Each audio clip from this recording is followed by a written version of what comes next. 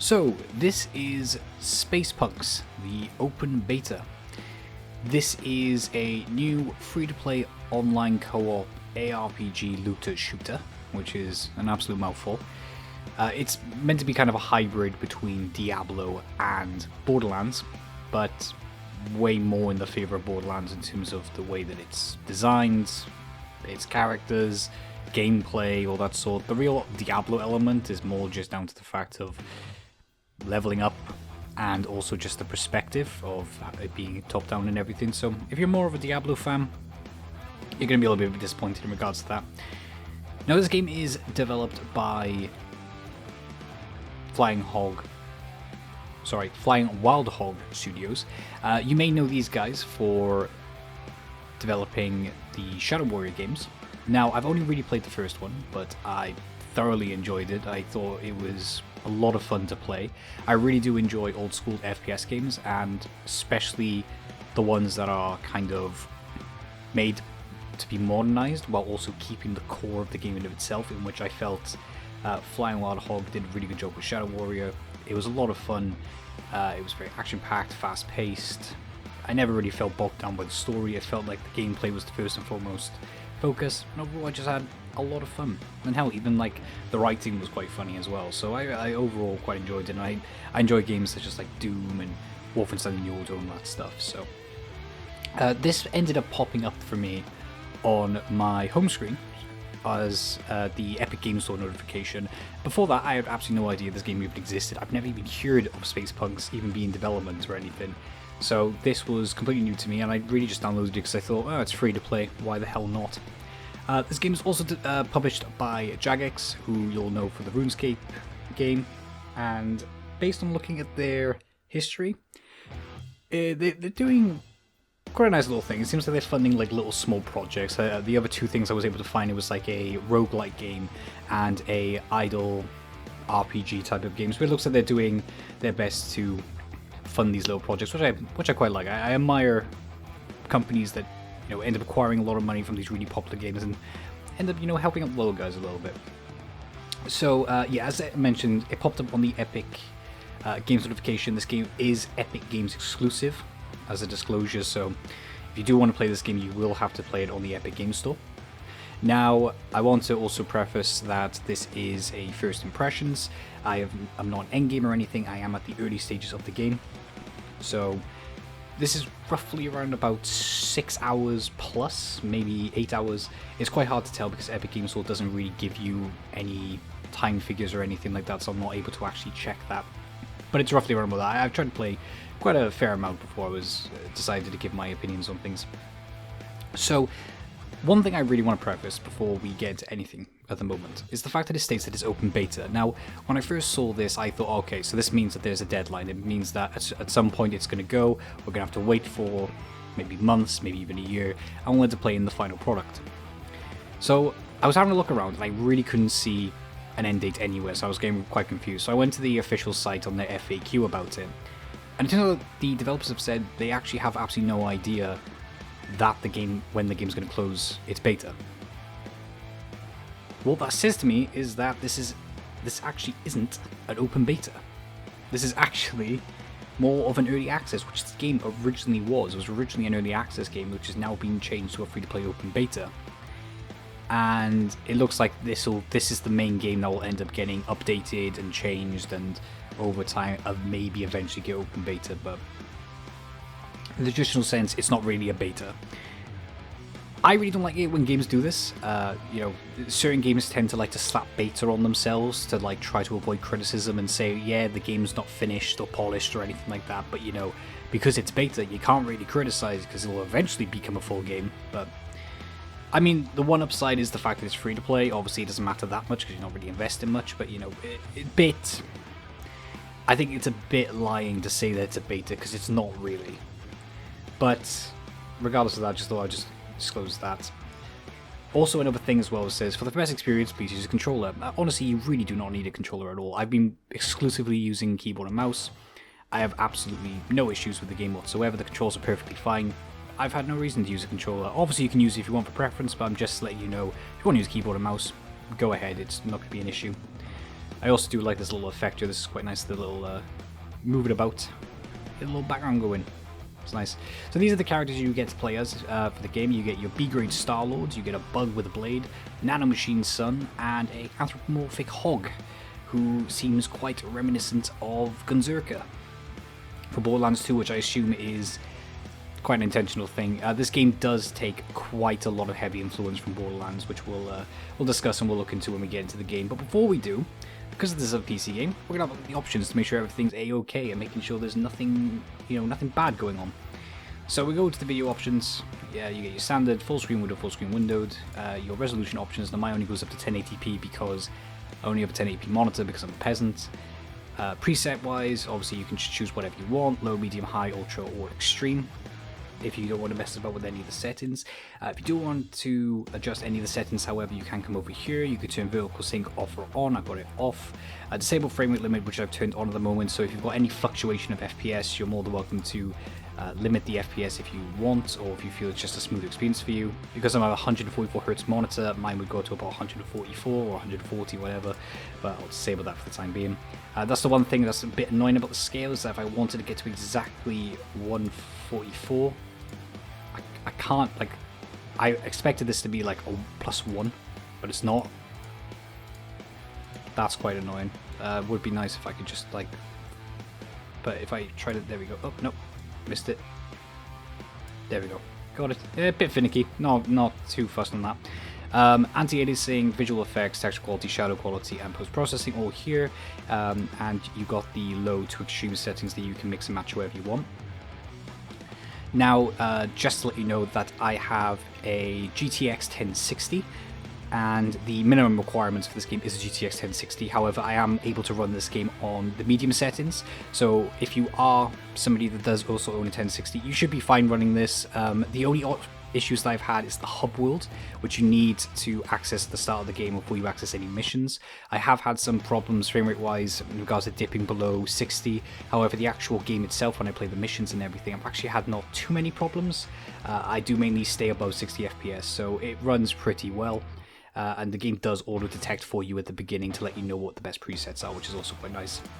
Audio sliders all there, so if you want to mess about with that, all individual sliders going on here.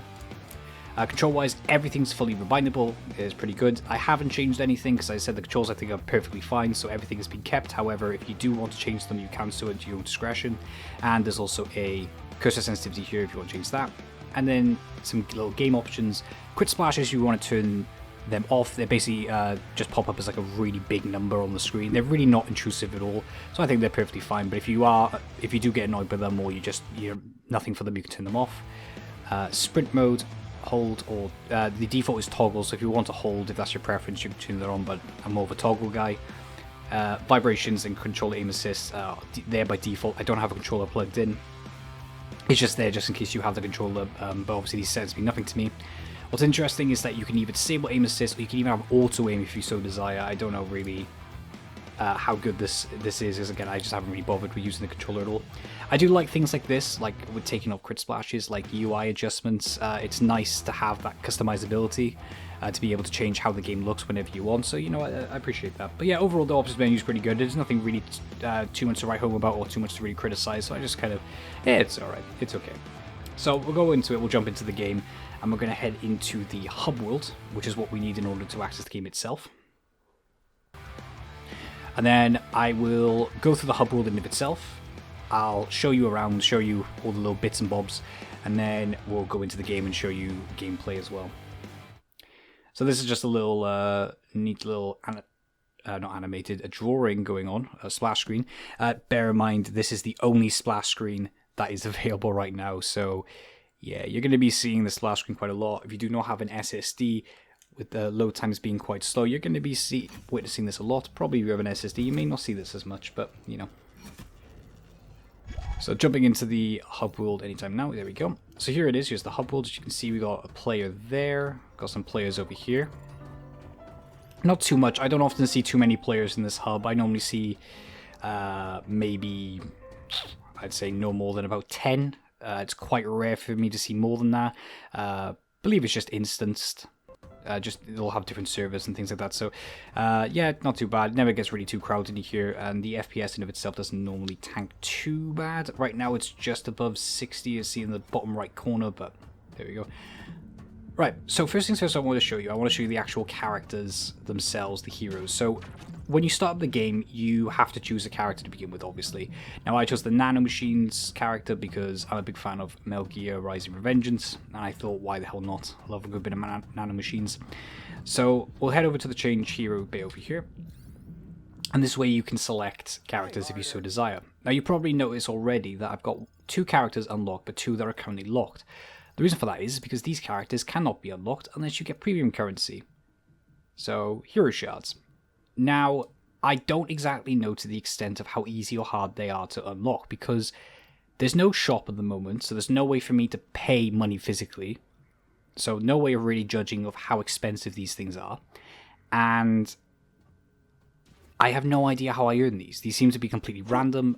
I just get them at different points, and I get random amounts. I really don't know how I've accessed them, so I really can't tell you how easy it is to unlock these characters. But, you know, so far I've got Finn and I've got Eris, who are different levels. Eris level 6 and Finn is only level 1. Just to say that once you select a new character, they will default to the very beginning level. If you keep any loot to their level, you can. And you can use that on the fly, but yeah, you will basically be starting from the beginning every time you change to a character. Something to note, probably notice if you've played quite a fair bit of Borderlands, is just the way that the character screen is and the way they look and everything. It's very Borderlands inspired. I believe Borderlands 2 had a very similar system to this in terms of the character select. I can't remember if the first Borderlands game was like this as well. But I believe both Borderlands 2 and 3 were like this. So, going for the characters, you've got Duke here. It gives you health, shield, and the speed of the character, as well as just a little description. It gives you some hero skin. Obviously, right now, there's not really a lot. The game's only just recently been released. As of the time of recording, it's only been out for a few days. So, there's currently no hero skins out, so this is just the only thing. But I assume over time, we're going to get a whole line of them. And here are the abilities. Every character has 3 total abilities. 2 of them are dedicated to the character themselves, and everyone has this thing called Team Aura, which is designed to buff the entire team rather than just themselves. And there's this little thing here called Synergy, which just shows you which characters this specific ability synergizes with. Now, almost every character here has that, where the first ability is the one that synergizes, except Finn, who has it on 2 different ones, but they're once again separated to 2 different characters. So it tries to encourage a mix and match of these characters to try and build up big synergies. And here we go. But again, we'll discuss why they become a bit of a problem shortly. So yeah, you got Duke. He's basically a standard like DPS guy. Just has a grenade and a little decoy thing here. You got Eris, who's got nano spikes. So what they do is they form animation in the ground, and it freezes characters. Now, in regards to synergy, now I've mainly been playing with Bob characters, and the only thing I've noticed, I believe he drops mines if you synergize with him once you're in range, but that's about it. The synergy is quite weird. I'm interested to see if I can really show it off in the game. If I can't, I will discuss it more afterwards, but I'm hoping I can show a little bit of it. But basically, the synergy is not very well utilized, I don't feel. It's not great. It's really not that important either. So maybe later on in the game it might be, but in the early game as I've been playing as of yet, not too much to write home about in regards to the synergy. And yeah, so that's just all their stuff here. You can just have a look through all them. Finn's the tankiest guy. Now, one thing to know, the reason why I picked Finn as my second character is because up until today, every game I've been playing co-op, it's only ever been Eris and Bob, occasionally Duke every now and again. Finn I've never played with. I literally had not gone across a single Finn the whole time I was playing. Literally only today, I decided about an hour before recording I was going to play a bit. And lo and behold, we ended up with a Finn, which was the very first time I ever played it. Before that, I would have come on here and said, I've never played with a Finn. I've seen a few in the hub world. I've never actually played one in game. So it seems Finn and Duke are definitely the least popular. Plenty of occasions I've ended up with 3 Erises and 1 Bob when I managed to get 4 people in a game. But yeah, definitely these two seem to be the most popular right now, which is, I guess, understandable. They definitely look the most interesting. I mean, Duke is kind of like the Soldier 76 of this game, really. Just seems very bland and basic, but, you know. So yeah, so that's the characters. Curious to see how this plays out. I assume how it's going to play out later on in the game's life is they're going to start adding new characters, and they're all going to cost these premium currency, which is kind of mobile game-esque in my opinion, but we'll just have to wait and see how that plays out. So that's the Hero Select screen. So one thing to show you, we'll go in the order of how they appear.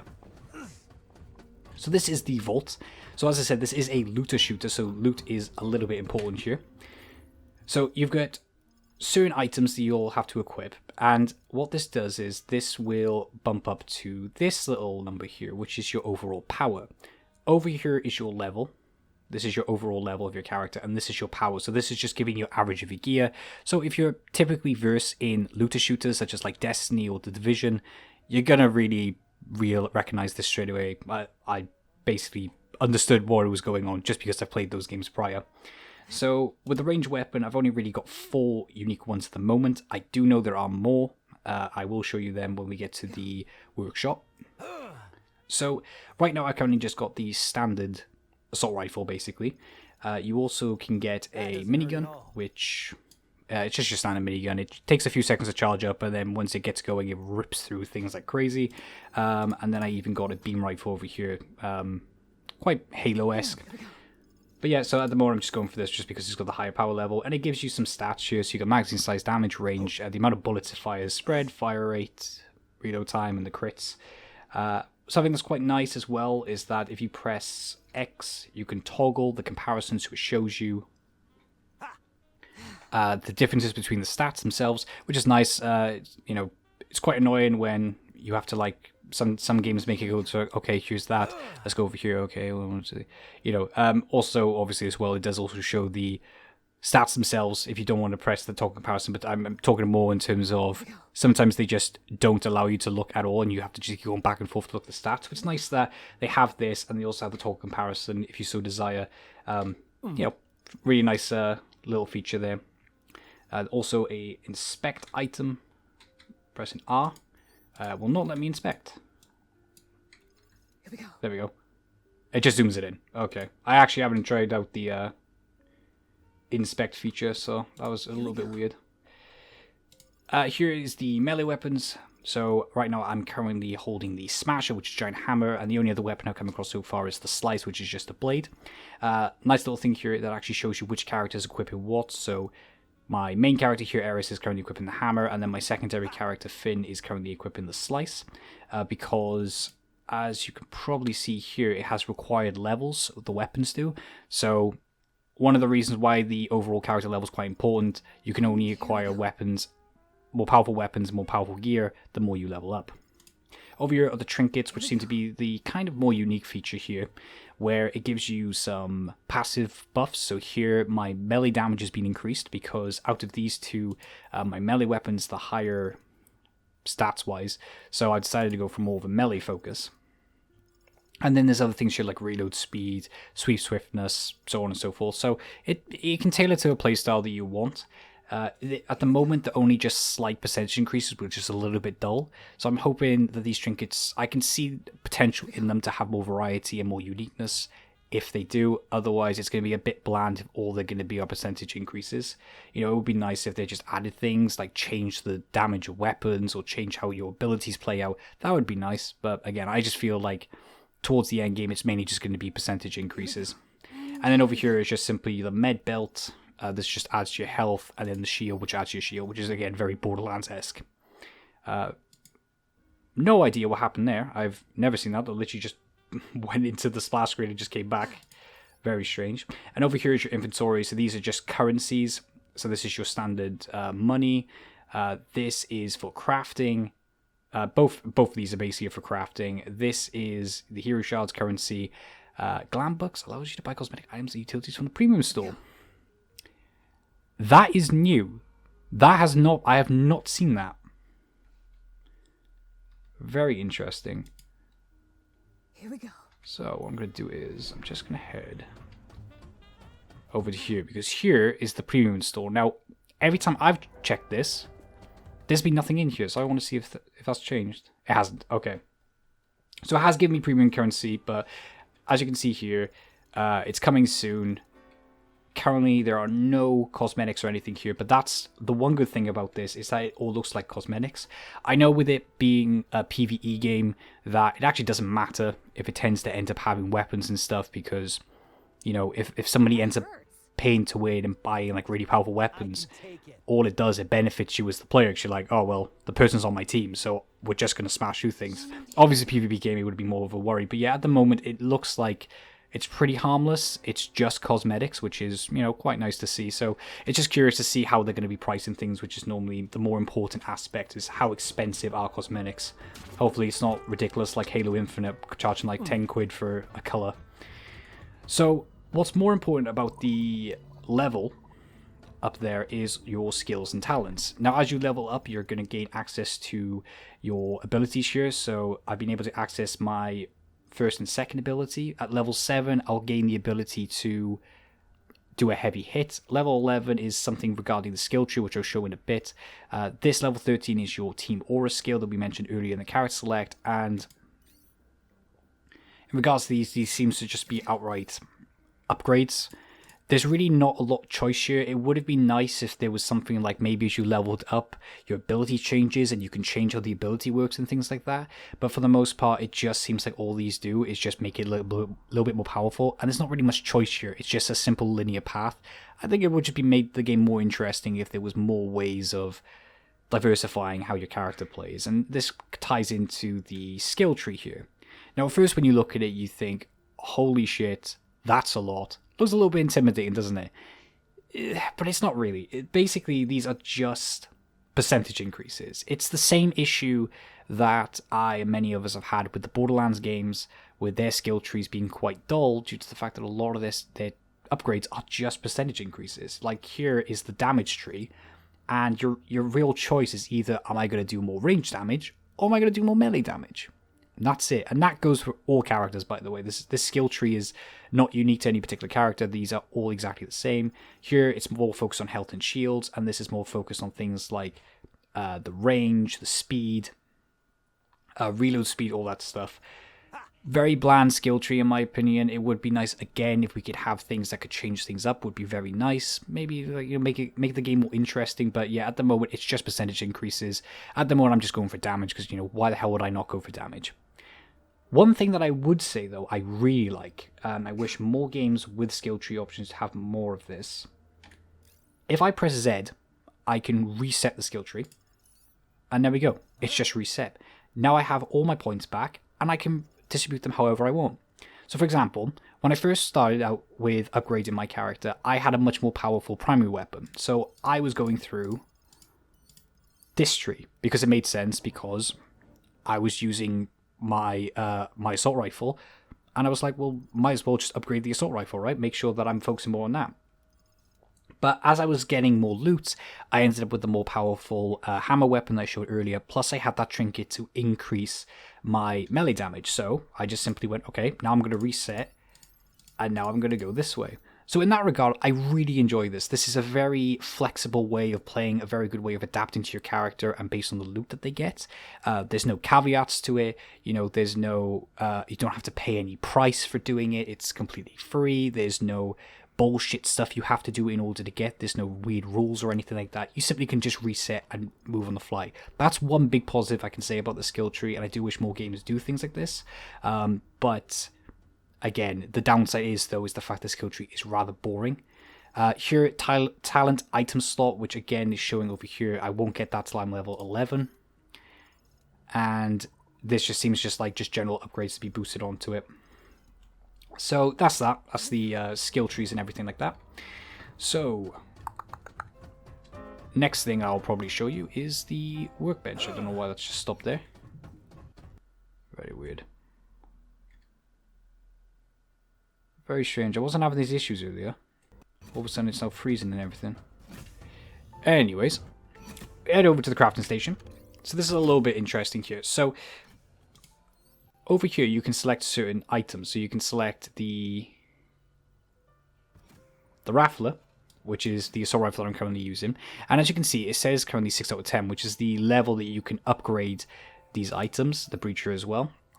How this works is you craft the item initially, and you can then opt to upgrade them to make them more powerful, so upgrade all their stats and everything like that. And you can start unlocking these based on currency, so I haven't really got this, whatever this vile currency is yet, over here, the bioplasma, so I'm not able to unlock that or any of these. Now, there are other weapons here. So when I first started off, there was this flamethrower and this conductor, whatever the hell this is, which I thought, yeah, that's pretty neat. But as I've been progressing through the game, for sure over here, I've been getting some new things. The Photon Thread, the Old Boy, and the Twins. These are brand new. They've only just started coming in as I was progressing through the game. So it looks like you will get more stuff the further you get in. And you also get things like shields and med belts. So you can just craft these type of items. And as I said, the advantage of this is when you craft them, they obviously will start off initially weaker than probably what you have, but you can keep upgrading them to make them more and more and more powerful to try and... I feel this is a way to kind of negate the RNG aspect. To try and make it that if you are getting consistently shit weapons, if you're just upgrading this type of weapon, then, you know, you can make it consistent that you've got something good. What you do is then, once you've crafted them, you can come over here then, and as they level up, you can access certain points. So, because I've upgraded this to level 6, I get these things called bits, which add improvements. So, for example now, if I had the currency, I could craft it to add these type of stuff, which is objectively much better. Better damage, crit multiplayer, fantastic. And then this slightly less, but, you know, could use on something else. Pretty good system in order to try and upgrade it, make it more powerful and things like that. Now, the one thing that I did confuse me at first, and I had to figure that out, was when I initially crafted it, I assumed that because when you craft it, it goes straight into your inventory, that as I upgraded it, it would upgrade in my inventory in of itself, when actually not the case. Once you put the weapon, once you pay for the weapon to go into your inventory, that's it. You just have that weapon. If you upgrade it afterwards, you then have to repurchase that weapon in order to put it back as a more powerful version in your inventory, which, yeah, it's alright. One thing that does annoy me a little bit is when you upgrade, as you can see here, the time required to upgrade is 1 minute 57 seconds, so there is a time limit for where you upgrade. So, example here, as you can see, the Breacher, it takes 15 seconds to upgrade, but for my Raffler to get from level 6 to level 7, it's going to take 1 minute 57. Absolutely no idea why that's a thing. It's annoying in games like Warframe. It's annoying here. And the thing is as well, there's not even like a premium currency to like skip it. I assume they're going to implement that.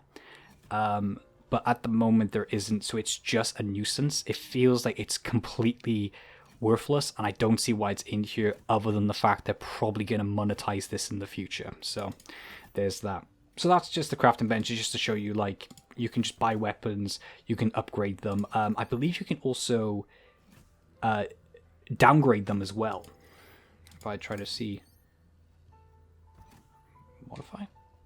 Yeah, so here you can decrease the required character level by downgrading the punch card's power level. So I assume what this is for is if you end up upgrading it too much and it's now exceeded your character's level, you can downgrade it to make sure it's at their level, so then when your character finally reaches the level, that you can upgrade it, which, yeah, that's quite cool. I like that. As I said, you got bits, hardware, batteries, software, which over time, as you upgrade it, you're probably going to get access to these and make it even more powerful and even more ridiculous. So, yeah, I like that system. I like this crafting bench over here. Okay, so I believe that's most of the most important vendors here, other than these two. So this thing over here, Virgil, is your quest guy. He's the one that will give you quests for campaigns. So over here, here's a campaign mission he's telling me to do, Smashing Time, which requires power level 24, which I do have, and tells me what I need to do, and it will show me my rewards: 100 fame, 100 gold, 100 Stopica, and then it gives me this kind of loot box system. It's very weird how they've done something like this. So if I press tab over here, so this is kind of your progression system. Now, when I first looked at it, I thought, oh, okay, of course, there's a battle pass. Of course there is. But actually, no, it's not really a battle pass, because you have to unlock this. There is no time frame. It's not, you know, you don't have only a certain amount of time to complete it. You have to unlock it because it actually gives crucial stuff. For example, campaign missions and different game modes and fame and all that stuff. And there's even somewhere over here, there's a vendor. Yeah, here, the Workbench. The power up gear more. And then you get like a dash or something. But yeah, so this is weird in the sense they've taken the Battle Pass system but made it that it was part of the game. And I feel this is kind of intentional because they kind of have loot boxes in this, but not really, because they are designed to give you your item at the end rather than randomize. I really don't know what they're trying here. I don't know if this is just them kind of just trying to be funny and be like, oh, here's a battle pass, but actually it's not really, and oh, here's loot boxes, but actually not really. Or if this is only the beginning of it, where they're like, right, here's the battle pass, here's the loot box that do nothing for now, but later on in the game, we're going to make an actual battle pass, and we're going to actually put loot boxes in. And hopefully, they do not put loot boxes in, because that would just be terrible. So you've got two other tabs here. You've got contracts. So this is your daily and weekly. So it's kind of, again, a very typical free-to-play thing to try and make you continuously come back for it. Now, I did have a daily here that I can claim where I can get some fame and some stop nights, so I'll claim that. There we go. And I've just got 3 more dailies for the day. I believe, sure, 9 hours. So yeah, this resets around about midnight for me in the UK. I don't know what it is for everybody else. And based on these, so I got to scrap 5 items, kill 25x enemies with face punches or breacher, which I have neither of, and complete a total of 3 bonus objectives on jobs. Cool. And then we got the weekly here. So yeah, so this is just something to do on the week. Something that I quite like looking over here is the finish 15 daily contracts, which I think is pretty nice. I hope that's just like a general thing, because with a daily, you get 5 dailies every day. Normally, with these free-to-play games, how they do their weekly thing will always have a thing of finish certain amount of dailies type of thing.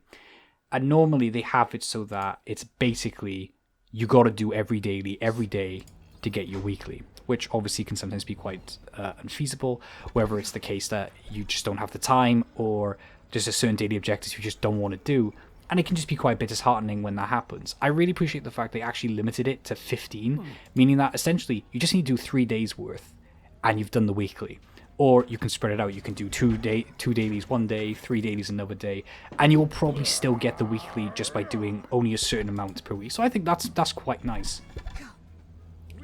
Makes it more friendly for people, and then you just get like this big ass loot crate when you complete it. And then finally on this bit is the trophies. These are more legacy things. This is just as you play through the game, you're just going to naturally get trophies, and this is the, oh I see, so this is the premium currency, right? That's how I've gotten it, because I've completed some here. So I've killed 103 enemies, killed 12 enemies, so it's just like standard stuff. Reach 150 power level, reach 50 power level, open loot crates. These all seems completely feasible. It just seems like this is just going to be something you're just going to earn on the fly as you're playing. It says work in progress, so we'll probably get more in the future, and it's interesting to see if they'll actually make them any harder. So, how do you access missions? How do you actually play this game? So if you head over to the relay here, this is your map of showing you what you can play. So over here is my campaign. So here it will tell me what I'm meant to do, what my reward is. So it's going to be a power level between 33 and 38, fame 100, and here it's going to give me bits and boosts. And it gives me the percentage of the drop rate as well. So it gives you quite a detailed explanation of everything, of what you're going to get. These other things here are kind of like side modes. So here, this is a power level 20 mission where enemies' HP and damage are increased, but also your XP and your loot rate are also increased. You'll get 31 fame, and you'll get some extra currency for that. And then over here, get a job. Once again, same thing, power level. It's a little lower than these ones, and also these are timed. So after a certain amount of time, they will disappear and reset to something different. While get a job is always consistent. It will always be there for you. And what's quite nice is that you can actually choose what reward you want to get out of it. Now, these are randomized, and they only randomize after you complete a get a job. So before I selected these the first time, once I acquired them, they gave me these 2 plus weapon parts. I clicked the weapon parts, completed that mission, and I was gone back to this. So it'll always randomize the item, but it won't give you the same one. So I guess it's just kind of stop people from consistently grinding this, and for example getting insane amount of currency, because if you could just collect the currency every single time, I assume that would just be the case that people would just grind and loop the mission over and over and over again and just get a ridiculous amount of money, which I can kind of understand there. And as you can see here, you can actually select your power level. This goes all the way up to power level 285. One thing that I found quite weird, because this has happened to me twice. It's happened to me on my character here and on my Finn character, where I selected get a job, and for some reason I was put on a power rank 90 mission. I don't know if that's a bug, I don't know if that's intentional or not, but when I was playing with my level 1 character, who has literally level 1 gear and everything and has one ability, didn't play out very well. We got our asses clapped within a few minutes and ended the game. Not so bad with my character. I had a slightly better gear and I was with somebody who was very obviously quite high geared, but I have no idea why it's thrown me into these power level 90 things, because the whole point of these is that at a certain point you're not going to be getting campaign missions because you need to keep leveling up. If I press, like, get out of that second, press tab, as you can see, my next campaign mission won't be until I get to Fame 900. So after I complete this campaign, I'm only going to get a certain amount, which means that I'm going to need to grind to get to the next campaign bit. So that will encourage me to play these type of modes in order to get fame, in order for me to level up. So obviously these give more fame because of how they're a higher difficulty, and this is more focused on rewards, I believe. So yeah, so these are more designed as like side missions. These are like, right, once you get to a certain point where you no longer can play campaign missions, you've got to play these in order to progress. If I quickly just press escape here, we can see the map here. So this is a new planet called Bannock, which I can't get until power level 30. This planet is under construction, so I assume it's going to be kind of a Warframe situation of adding more planets as the game goes through development. I have no idea about that, to be honest with you. And then Crack, hero level 15. So that seems to be more of mid-game area, I would assume. I doubt that's an end-game area. I have seen people that are level like 30 plus, so definitely not an end-game area, but probably a new zone. But we'll go to Stopan, which is the main area you're at. And we'll select the campaign mission and we'll press start. Now, one thing that you probably notice is that I can only press start and there's no options for me to decide how I want to play this game. At the moment in time, there's currently no way for me to play solo. What this means is that every time I select a mission, I am always waiting for matchmaking. Normally, I'm waiting roughly around about a minute. The reason for that is because when it comes down to the campaign missions, once you've completed a campaign mission, it's done, it's completed, and you move on. Which means that at the moment in the beta, everybody's at different parts of the campaign. So that means that you're going to either get people that are roughly the same path as you, or you're not going to get anyone. But you still have to wait in order to access the mission. It would be very nice if I could just simply press solo and solo the game. But no, the game forces you into co-op. And there's not even a private either. So if you were to play with a party, if you were to play with a friend, you still have to matchmake. There is no way to play any private games. It's quite annoying, especially when you're just coming up with completely random people. So right now it's loading. We're going to see how it plays out. Also to specify, if you play with a new character, so with, for example, my level 1 Finn, once a campaign's completed, it's completed. So Finn cannot play any of the campaign missions. He can only do the grind missions, the little side missions there. So that's another thing as well. So yeah, so once a mission's done, it's done. So matchmaking can be a little bit tedious at times with waiting for that. So we're just waiting to get into a lobby now. It's very rare that I've been in a lobby with 4 people. Most of the time, it's 2 or 3. Quite rare for it to be 4, and quite rare for me to be playing solo. So it's curious to see how many people can be. I got a feeling I may end up disconnecting here, which I hope isn't going to be the case, but it is loading longer than normal, and I'm generally afraid that might be what's happening. Okay, apologies about that. Yeah, I don't know what really happened there. That was the first time I've ever encountered a problem like that. It just simply crashed. I wasn't able to, it was infinitely loading, so I had to Alt F4 out of the game and come back to the screen. So as you can see here, I am currently playing solo, which is perfectly fine for me. But yeah, it's basically what I was saying, that it's the way that they've done the campaigns makes it that it's just very random how you end up getting them. This one is going to be easy. Just find the big robot and destroy it. Okay. Whatever you do, don't die out there, Pathfinder. Cheers. So yeah, so this is the game at the moment. So as I said, it's like a Diablo in terms of the style of it, in terms of the camera, of how it's positioned, but in terms of the game itself, it's kind of a twin stick shooter. Right now, as I said, I'm using the Rattler. I'm using my melee weapon here. I'll display my Q.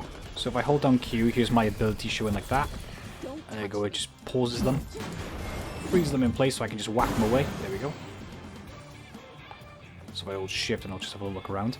So, something you'll probably notice already right at the top right is you have a mini-map here, and it's kind of a fog of war situation again, like with Diablo, where the map doesn't really open up until the further you actually go through it.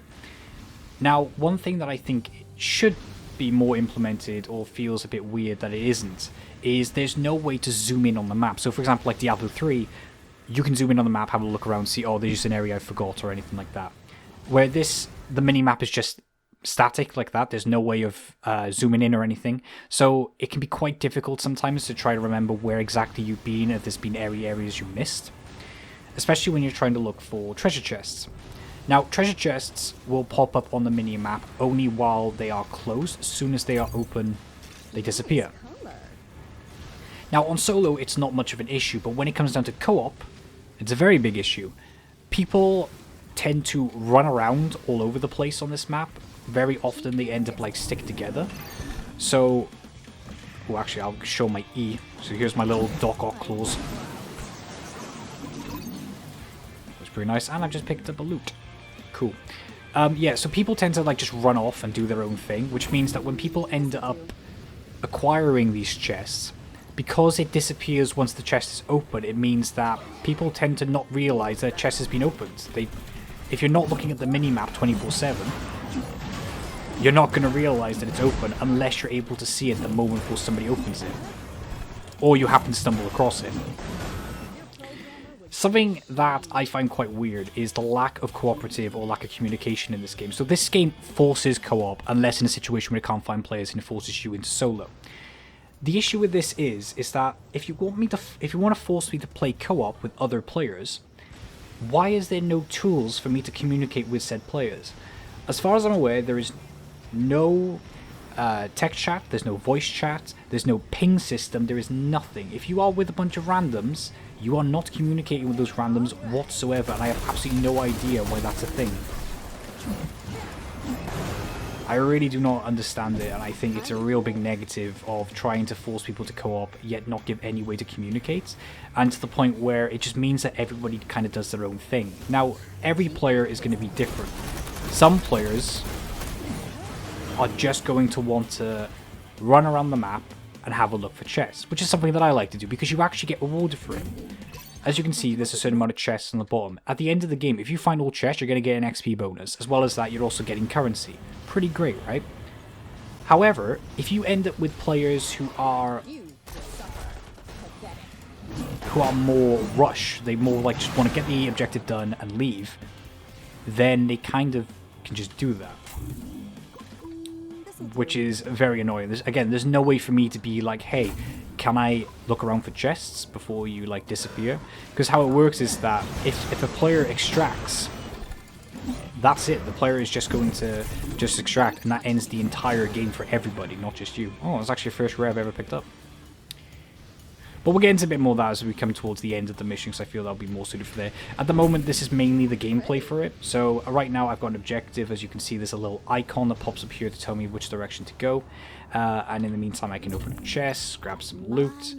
And you've got the option mixing between your range weapon and your melee weapon. So to do that, if you want to play with range, you just hold the right mouse button in order to aim, and then you'll have your weapon pop up. and if you want to just melee, you simply just press the left click. It's pretty fluid on switching that up, which is quite nice.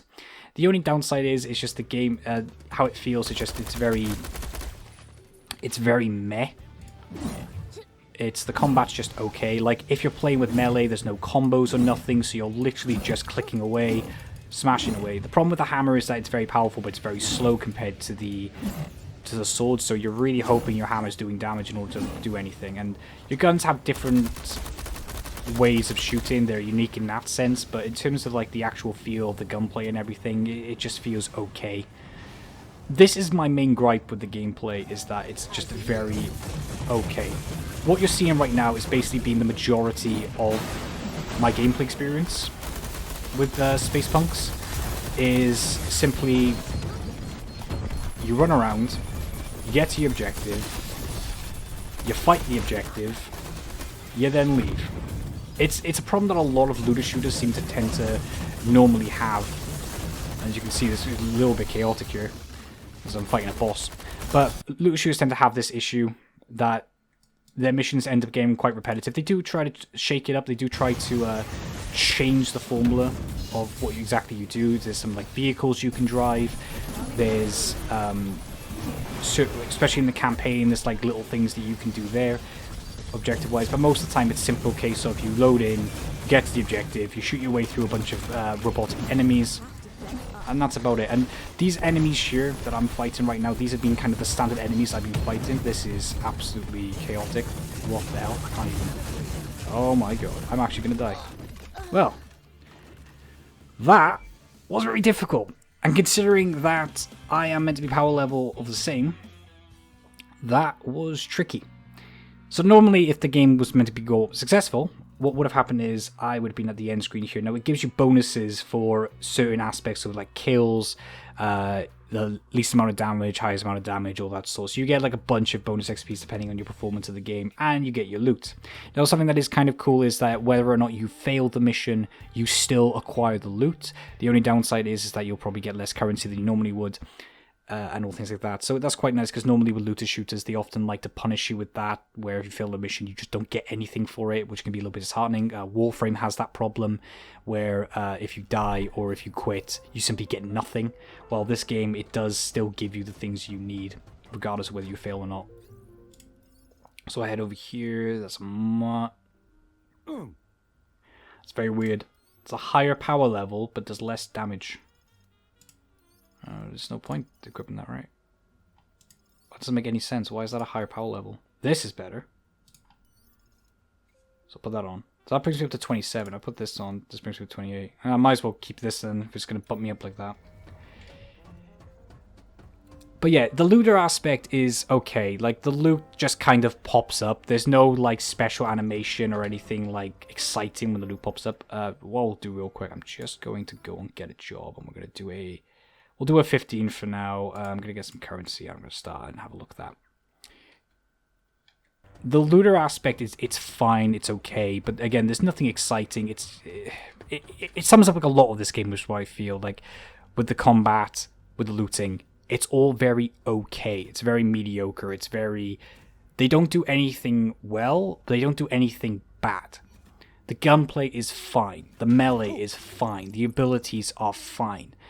But there's never anything exciting. The animations are very timid. They're very not explosive, not very exciting to look at. They just kind of happen. It's like, oh, that's quite neat, and that's about it. And I think it sums the game up quite well. We'll go into a different mission here. We should get some players here, because that, you know, these are more the grindy missions. You tend to find players. And of course, when I started saying about the whole thing with Finn, of bloody course, Finn's popped up. 2 of them, in fact, as well, which is crazy. And it's actually put me in a power 15 game, instead of putting me in a power 90 game, which it did twice. I don't know why that Wicked guys ended up with a weird portrait. I've never seen that before. So that's the start screen. Here's how you end up going in. I need you to cut off their power. Now, one thing to notice, if you can see over by my queue, there's a little synergy icon. So the game does inform you to say, hey, this you've got this character on your team. If you press your Q, which I will now, You can see there's little green items, these little mines going on here. These weren't popped up before. It's because I've started synergizing with Bob that they were able to pop up. Again, it's not really amazing, you know. It doesn't really add a huge amount, and you can be crushed like if you end up like missing it or not really paying too much attention to it. One thing I often find is that because you're playing like similar characters and how they look, sometimes, especially if I ended up with multiple heiresses, when you play 4-player, the game can be quite chaotic in terms of, you know, with all the players that are popping up. And due to that, oh my god, there's a lot of players, a lot of things here. Sometimes you can end up getting quite lost. So again, if I had like a few heiresses, there's been times where I've just lost my character entirely and I'm just thinking, where the hell am I? Thankfully, we've got more varied casts, so I'm able to point myself out quite easily. But yeah, it's just been a problem with just how the camera is and just how clustered the game can be at times, that sometimes you can just completely lose your character. Now, there's something you'll probably see at the bottom there with the red skull, which is the dash recharge. So dashing is this, pressing the space bar, and as you can see there's these little squares underneath me, so I've got 3 dashes that I can perform. Now when I test out Finn actually has a different system where he can actually jetpack, while my character does this little, I don't know, nano dash, I guess. And what the game does, it rewards you. The more enemies that you kill, so the bigger the streak you get, the faster your dash recharge time goes. So I've got it up to about 200%, I believe, was the last time, well, the biggest I've ever gotten it, which has been pretty great. Oh, shit. Yeah, that.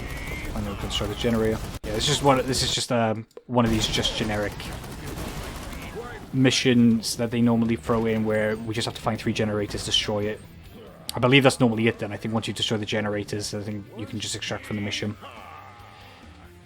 And yeah, so it rewards you so you can get higher dashes, and also at the end of the game, depending on how high your streak is, you get rewarded depending on how high it is with the percentage multiplayer. So it definitely encourages you to try and kill as many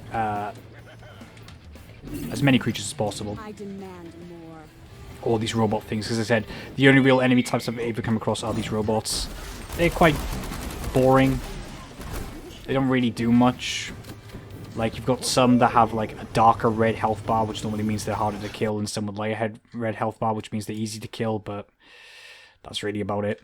What's quite neat, you got these little gem things here, where if I shoot that, it produces a lightning effect, so you can do some lightning damage to them. And another thing as well is how the dash recharge actually shares, so it's not just unique to you. So as you can see there, I basically wasn't doing much because I was too busy talking to you about the gems, and I was still getting... Oh, just got some loot. Just come on in, chicks. I'm still getting that multiplayer, which is really great. And I said the dash recharge is now 130%, so that should make it so that I can dodge. Yeah, basically instant, the dash. Where normally it takes quite a few seconds. There we go. 1, 2, 3. There we go, 3.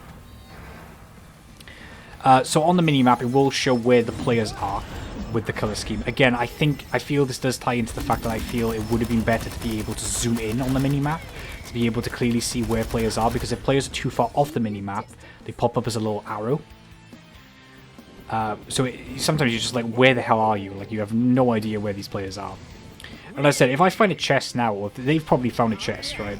And there's no way for me to communicate to these guys. Again, I can't talk to them, I can't type to them, I can't ping or nothing. And I really think if you're going to force co-op in these type of games, you need a good communication system. Either let me talk to people, let me text chat people, or at the very least, ping. Ping is such an easy feature to have because it requires no voice or anything. You can just ping where things are. And it would be nice if, you know, situations where I'm looking for chests, nice that I can have my teammates actually ping and go, hey, look, there's a chest over here, or hey, look, the objective's over here, type of thing, if you're missing it. I want more. Right now the extraction's popped up, so this little arrow thing here. Another annoying thing is that all it takes is one person to extract. So once one person is extracted, the timer starts going down, and it's only 10 seconds, so you don't have a lot of time to really do much as well. So again, if you're a person that likes to plays slow, likes to look after for chests and stuff like that, but you've got another teammate that just wants to fuck off and go wherever they want, well, then they can screw you over. They can just go straight to the extract, and then that's it. Everybody is out of the game. Everyone's booted out. I really think they need to implement something along the lines of like Warframe survival modes. So there was a problem with the Warframe survival mode before where you weren't allowed to extract unless everybody extracted.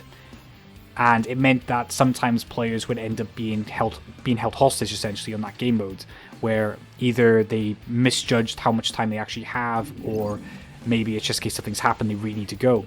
Their only option would then be to either AFK or to quit, and if they quit, they actually lose everything, which is really frustrating. So over time, Digital Extremes actually implemented a system to... Let's see here now.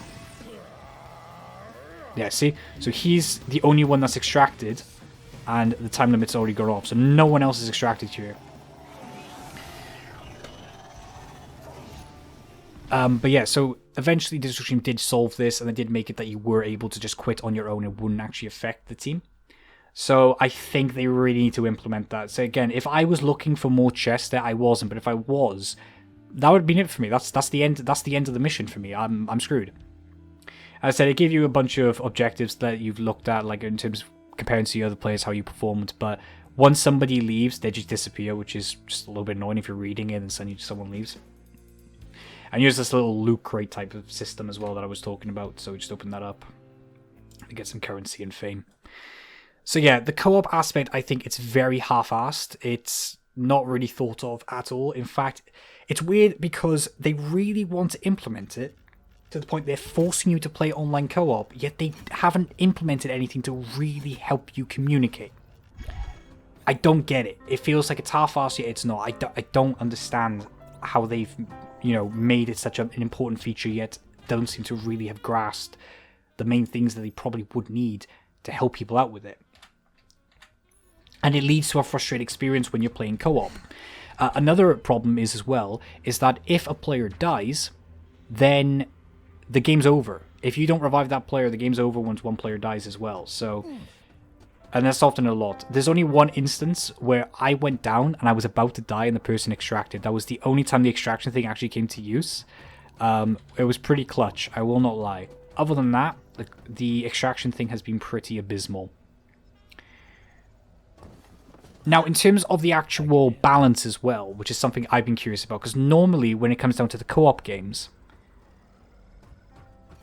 it really varies on how balanced they make the game for both co-op and solo play. Now, I'm going to have a go with this again because I've powered up a little bit.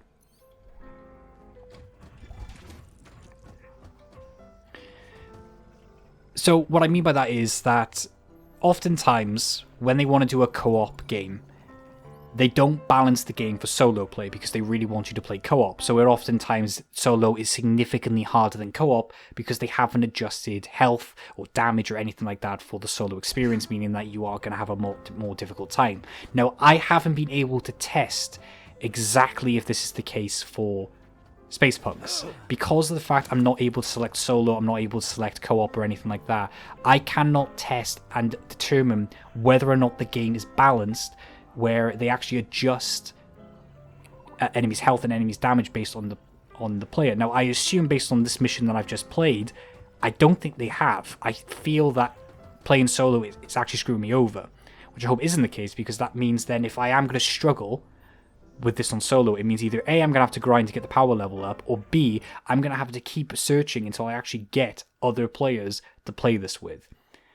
But yeah, I've got a funny feeling it hasn't been balanced. So as you see, like I'm, the other game mode, I was perfectly fine in getting players. This time, I'm not able to get players at all. Very weird. I think they should have something to be like, a player can just say, hey, I need some help. Do you want to help me out? So we're going to try this again. I demand more. In terms of the environment, it can be a little bit colourful and creative, like the gems and the plants, they're quite colourful, but it gets very repetitive into the layout. Now, they do become different. The layout for this map has been randomly generated. It's a lot different to the one that we played earlier. But, again, in terms of the environment, it's a bit dull. Again, we're going for, kind of Borderlands here with more deserty type of setting, which isn't the best.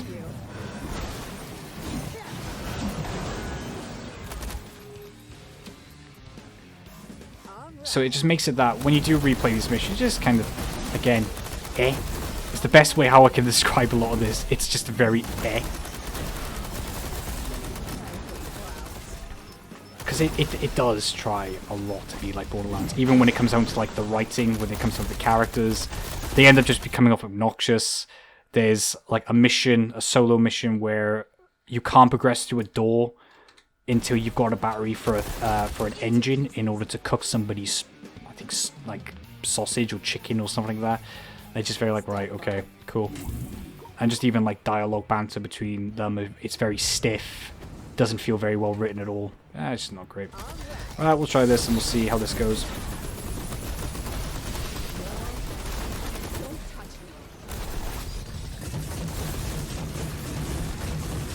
Like, this is ridiculous. Like, how am I guess I've just got to run it.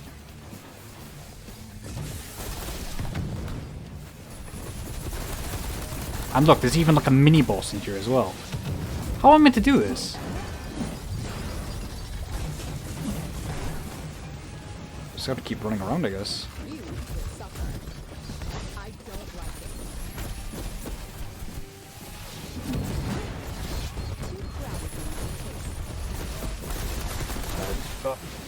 Oh, we're gonna... I can just... Oh my god, I'm gonna have to run. Am I allowed to fire at any point?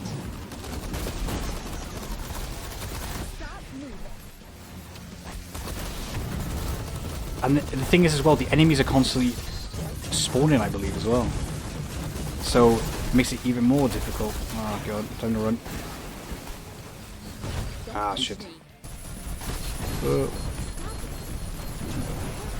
Maybe there's like a gimmick to this fight that I'm not seeing. Oh, I got done the mini boss. Trying to knock all these down.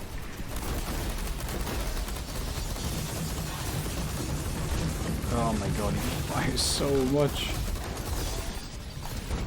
Oops, didn't mean that. And look, these things just keep infinitely spawning. I'm just getting battered. Oh my god. And then as soon as I fire, he's immediately shooting out all those mines. That is ridiculous. Oh my god, I'm dead, am I? I've honestly, up until this point, I've not had a problem with this game. In terms of difficulty, there hasn't really been much in terms of difficulty. This, on the other hand, is absolutely ridiculous.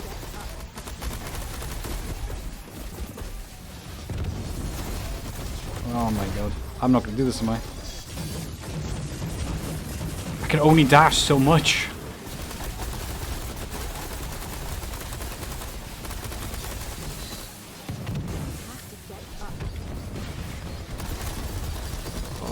Oh, look how much dash I've barely. Oh, now he's got more to him. Oh my god.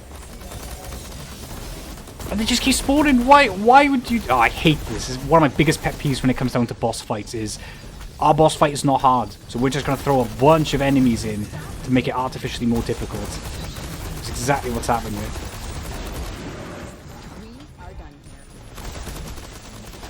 I can't even use my melee here. Like, this is just crazy. Oh, there we go. I got like a health pickup. These seem to be quite rare. I have no idea why, but oh my god, can you stop? Just track me forever. And you immediately get shields up. That's fantastic. Is this a case where they want me to play co-op, so then if it's firing on me on one end, somebody else can just go in and...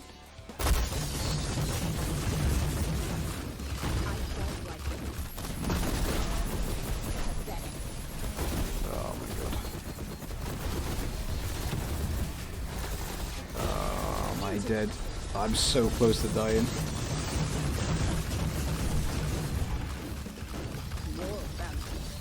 Damn it. No.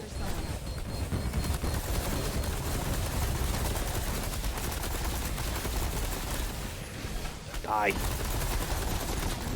Alright, we're gonna go down again. Well, I guess that's a good little farm for that daily, I guess. Or weekly, whatever it is. Oh my god, I've only taken 1 bar of health off him. up.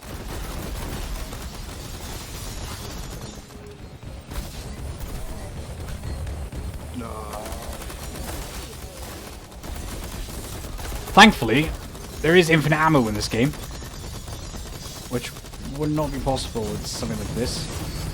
You stop doing that. Oh my god.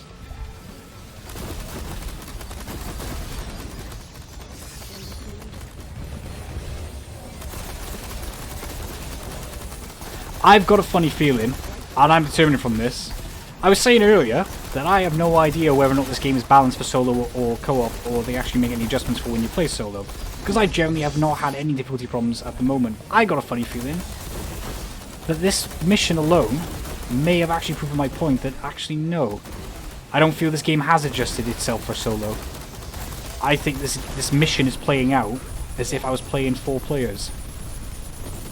Either that or I'm really terrible at this game.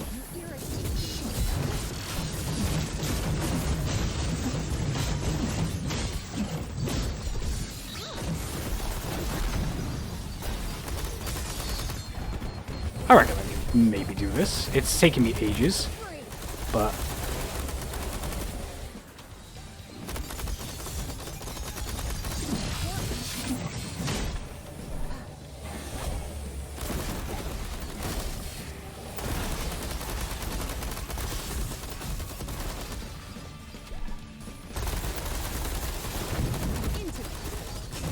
oh, a lot of bullet dodging.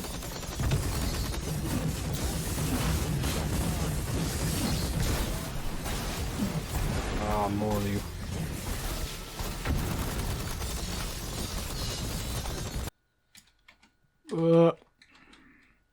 I think I might do this. This might actually work. I'm gonna get rid of this pacifier thing first. Thankfully it does actually freeze to my cue. I just... Yes! Dead! Oops. No, stop. Ah. Ugh. Alright.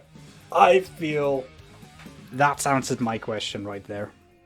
In terms of the balance.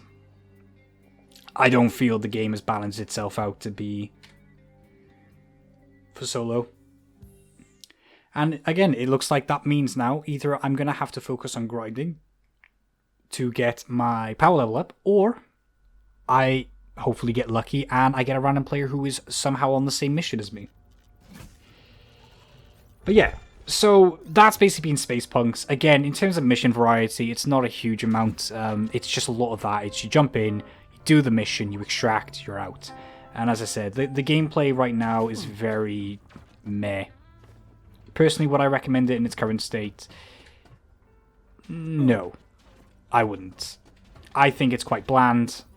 I'm not normally a big fan of looters per se anyway. Normally, I do find them generally, they can be bland and things like that, you know, like Destiny and Division, they tend to like start off really bad. And I am tired of constantly playing looter shooter games where they start off with not a lot of content and don't feel like they're in a very good state or... Well, I mean, don't get me wrong, this game is fine. Other than the loading screen problem, I actually have not encountered any issues.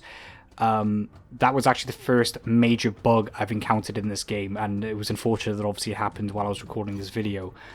But for the most part, again, I just think this game is just okay. I don't think it really offers anything new to the table. If you're looking for a new looter shooter game, or you're looking for a game that's similar to, I don't know, like Borderlands or like Diablo, I don't think this is the game really for you to try. Obviously, at the end of the day, the point of this video is for you to have a look at the gameplay, see how it plays out, and see if you enjoy it. Personally, I think there's a lot of issues in regards to the co-op aspect. I think it's very flawed and really needs to be more fleshed out. I think the upgrades and the skills don't look very interesting or appealing. I think the loot is quite boring as well. The level design is not too great. The enemy variety is not there. At the moment, I won't go too bad onto that because it might be the case in like future missions they may change up the enemy variety, but the robots and stuff is very bland. And as I said, I really don't think they balanced it for solo, which is obviously a big problem, that it won't let you change the solo to adjust things like that. And if you are ending up in a game with solo, it's annoying that you're going to end up dealing with those problems. But yeah, anyway, so as I said, personally, as I said, I don't recommend Space Punks at the moment in time. It is free to play, so if you do still want to try it, obviously you can download it on the Epic Games Store. But for the most part, I'm probably not going to play much more of this, and I'm probably going to leave it for the time being. So yeah, that has been my video on Space Punks. I hope you've enjoyed, and I hope to see you guys next time.